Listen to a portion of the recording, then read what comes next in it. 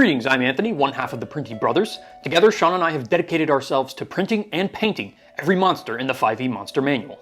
Last time, Sean painted a truly epic and unique monster, the Basilisk, a large, blue, reptilian, multi-legged creature often found in caves.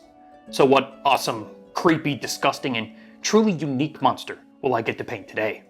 The BEHIR, a large, blue, reptilian, multi-legged creature often found in caves. But this one shoots lightning.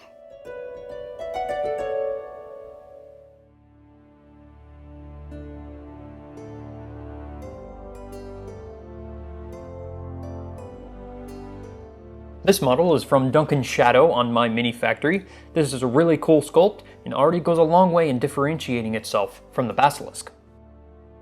Now, because of the creature's size, I decided to just FDM print this one. I didn't want to mess with supports if I could get away with it, so I used the files that split the BEHIR into a bunch of smaller pieces. You'll notice as this series goes on, I like to FDM print larger models and resin print smaller models. There are a few reasons for this. It's a little bit cheaper, but not by too much. My FDM printer has a larger build plate, so it's easier to fit large models on.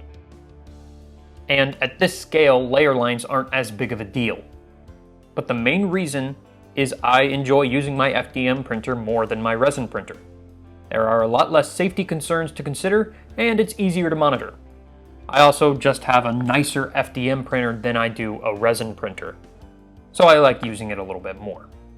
But anyways, resin versus FDM could be a whole video on its own, so I won't dwell on it too much here.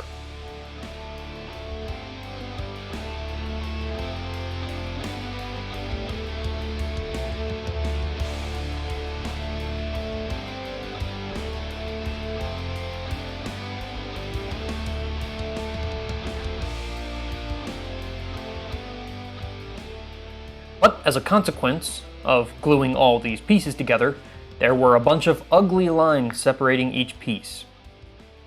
This was a lot easier to notice once I gave it a coat of spray primer. I like to spray prime FDM models heavily to try and fill in the layer lines a little bit. So to try to hide some of those seams, I used wood filler. This is a great tool to have on hand for FDM prints.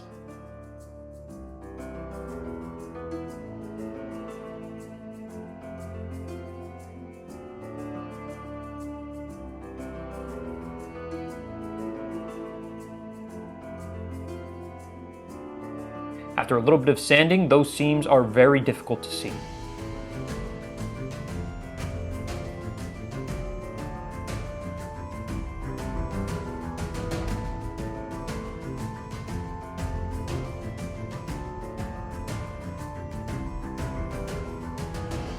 Another coat of spray primer, and I'm ready to start painting.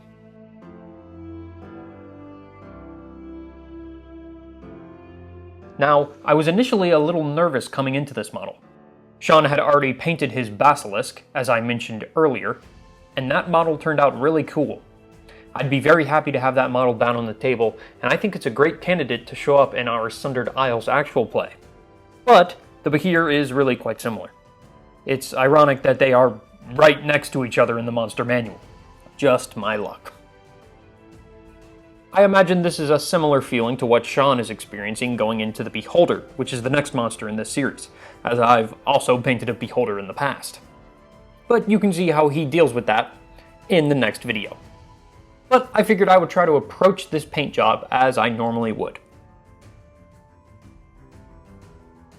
Now, as far as BEHIR lore goes, there isn't too much here. It first appeared in the Lost Caverns of 𝐂𝐨𝐧𝐭 𝐿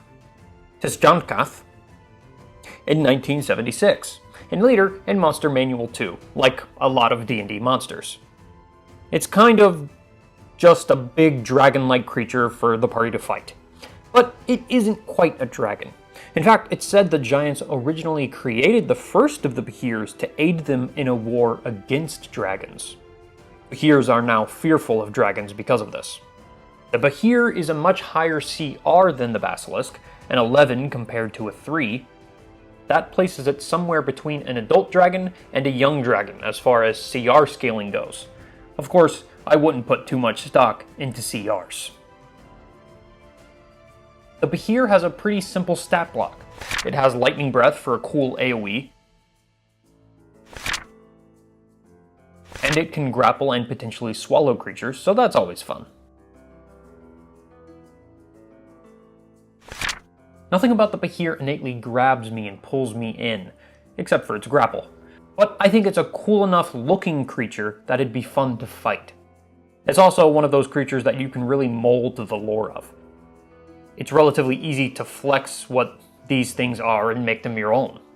Of course, they also just work for a cool cave fight. As for my paint job, as you can see, I went with some pretty typical blues for this creature, but I also thought it'd be fun to try and make it look like it was getting ready to shoot lightning from its mouth. And I don't know if I'm happy with that effect. But I went for it. I'll let you be the judge.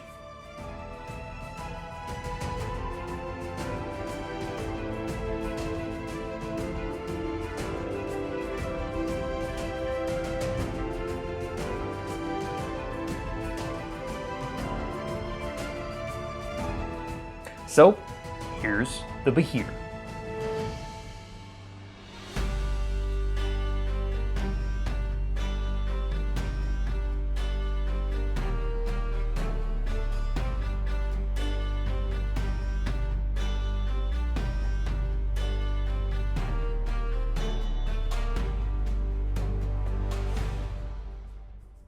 So this is a paint job I'm not super happy with. I think it's definitely serviceable, but not my favorite, and definitely not my best work. And at the end of the day, the BEHIR and the Basilisk are so similar, I think I'd sooner reach for Sean's Basilisk before the BEHIR, even if the actual monster is supposed to be a BEHIR. But let me know what your thoughts are in the comments below. Thanks for watching!